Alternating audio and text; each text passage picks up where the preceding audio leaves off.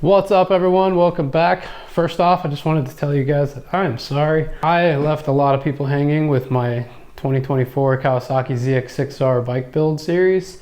I got a lot of excuses for you guys, I'm not gonna lie. So the camera that I was using was not working in my favor. I had a lot of really blurry footage. I spent hours and hours filming. Didn't realize that a lot of my footage was just junk, and then I ended up losing a ton of footage. So kind of didn't have a choice but to move on. And I had shows coming up, I had video and photo shoots coming up, and I really just had to get that bike together and get back to work. I apologize. I've seen the comments. I see you guys asking for the rest of the series, and I appreciate your loyalty. I appreciate you guys sticking around and wanting to see more. What I'm gonna do for you guys is I'm gonna tear this bike to pieces. We're gonna pick up where we left off. So there's definitely some pros and cons to the fact that we didn't finish that series. I've been on this bike for over a year now, so I can tell you guys the pros and the cons and the things that I want to change. But really, there's not a lot of bad to it. This bike has been really awesome. I feel like it's really transformed my riding in a good, positive way. I feel very consistent on it. I'm happy with a lot of the things, and there's only a few things that I'm not happy with and some parts that I want to change out. So I'm gonna walk you guys through that kind of stuff and show you guys what issues that I've ran into. Let's get started.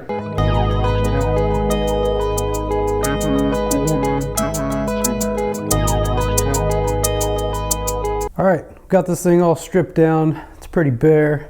Took all the bodywork off, took the tank off, but we're gonna kind of pick up where we left off. I think one of the last things that we ended up doing was brakes, and this SS Moto brake system, this handbrake system, has served me very well.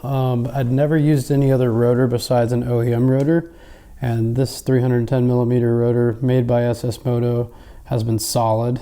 And then of course up front we installed these CTS Moto brake rotors. We kept the factory calipers, run steel braided lines all the way up to this 19 by 20 RCS Brembo Master, and this setup has been superb. I think one of the things we didn't get to in that video was this top triple tree. So this top triple tree gives this real clean look. It has its own bracket to support the stabilizer, but it has built-in reservoirs. So there's two reservoirs. One on the left is for the handbrake master, and the one on the right is for the front brake master.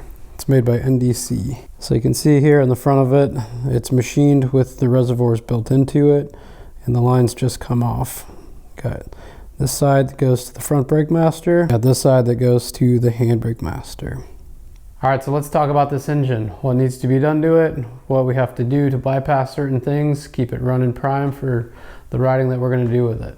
One of the first things I did was ditch that stock muffler, kept the stock header, went with this exhaust. I had it shortened a whole bunch because I wanted it kind of tucked away. In the past, I was having issues with the exhaust hitting the ground and then hitting the swing arm.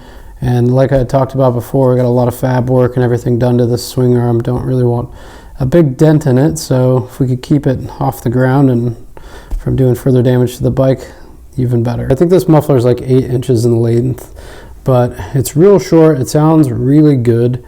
So one of the problems I ran into with this exhaust was that it was fabbed up to my factory rear sets. Obviously I didn't want to keep those because I wanted something stronger, a little more stout. And when I wanted to fit these on, it was an issue. There was no clearance. I ended up having to fab the bracket, make it a little shorter. I don't know if you can see it back there, but I also had to shave down the bottom of this foot brake lever so that it wasn't rubbing here on the exhaust. So that was a bit of an issue that I had to sort out, but we got it all together. It's on, everything is strong. Nothing's hitting too much. I did hit the exhaust here at some point in time, but I think I dropped the bike on a hill or something and it caught it, but easy fix. This bike being a California compliant bike, came with the evap canister and things like that that we just don't need on this bike since it's off-road use only. I'm gonna show you guys what I do to bypass that since we don't need it. You got a hose here that runs off of the throttle body. It's like the third hose over that comes off from down here, and it runs up. We don't need that anymore, so I just chopped it, put a bolt in it, plugged it off. That solves that. But you just want to make sure that you have something nice and tight in there because you don't want a vacuum leak. It will make your bike run terrible. So here we have our exhaust valve port, and there is a hose that comes off of here. You can just plug that, and I put a clamp on it just to make sure that stays nice and tight, but we have something nicer that SS Moto sent us, so we're going to put some plates on that just gets rid of all this junk.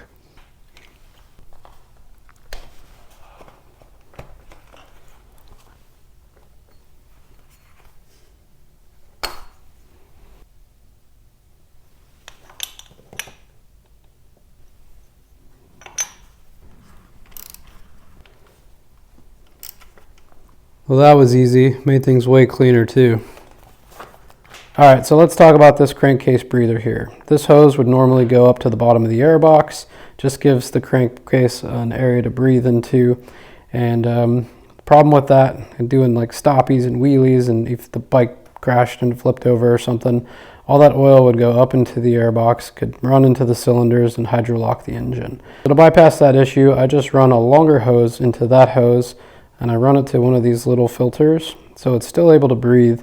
But I loop this thing around and I kind of hide it. You can see it's kind of been smashed a little bit by the gas tank and stuff, but I tuck it up into there. But just the chance that any oil did come up and made its way around, it's not going to really quite come out because it's going to have to travel up a ways before it can actually make its way out. But as you can see, a year of riding, I haven't really had oil seeping out of this thing or any issues like that. So this method seems to work. The engine still runs strong. A lot of people tend to block this stuff off completely, and you really don't want to do that. I've even seen people loop it back up to those exhaust ports. Don't want to do that either. In my experience, this needs somewhere to vent, and if it doesn't, then that pressure is going to go other places. You're going to start seeing your valve covers start to leak, and other seals throughout the motor are going to start to blow out, and oil is going to find its way out one way or another. So this method works. So as far as engine oil goes, I like Motool's 300V.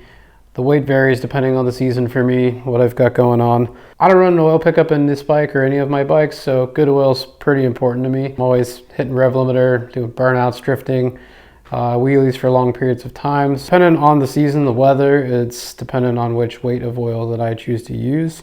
I run my oil to like the second fill line in the sight glass, so it's a little overfilled. Seems to do the job just fine. Next up, we'll cover the cooling system. I'll tell you guys how I protect the cooling system, what I do to try to keep this bike running as cool as possible while just riding like a maniac all the time. Thanks for tuning in. Appreciate you guys that have stuck around. Hopefully you guys get something out of this video, and we'll work on the next one.